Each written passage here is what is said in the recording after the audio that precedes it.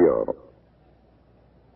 سبحانك، يا من امتلأت القلوب من خشيتك.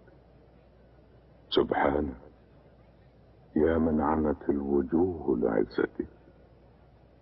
سبحانك، يا واحد أهل الصالحات جناتك الباقيات. لا إله إلا أنت، بك آمنت وبك اعتصمت. موعودك يا رب للذين آمنوا رحمة منك وفضل. فهيئنا لعمل ننال به كريم وعدك، واصرفنا عن عمل يعرضنا لوعيدك. اللهم إنا نشهدك ونشهد ملائكتك وحملة عرشك أنك أنت الحي القيوم ونحن ميتون، وأننا يوم القيامة لمبعوثون. اللهم إنا نشهدك ونشهد ملائكتك وحملة عرشك أنك أنت الله الخالق البارئ المصور، والكل مخلوق بإرادتك، حي بقدرتك، ميت بمشيئتك. اللهم إنا نشهدك ونشهد ملائكتك وحملة عرشك أنك أنت الله الواحد الأحد الفرد الصمد، وأنك الغني عن الشريك والولد. يا رب أسلمنا لك يا كريم الوجه وجوهنا، واتبعنا ملة إبراهيم حنيفا.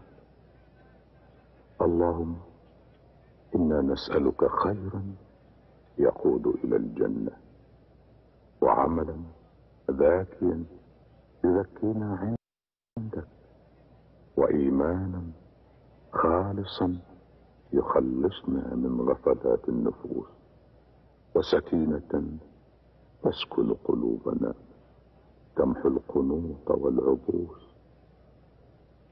اللهم خذ بخطانا إلى مواطن طاعتك، وحفنا فيها بالكرام البررة من ملائكتك، واجعلنا ممن اصطفيتهم لعبوديتك وأهلتهم لخالص عبادتك، ونشرت عليهم ألوية محبتك، وألهبت قلوبهم بالشوق إليك والقرب منك. اللهم فاجزل من رضوانك حظنا، واجعل في واسع جناتك أملنا. يا من أظلتنا سحائب جوده، وهدرت بحار كرمه، ونبعت عيون فضله، يا رب العالمين. اللهم اجعلني إذا خيرت بين أمرين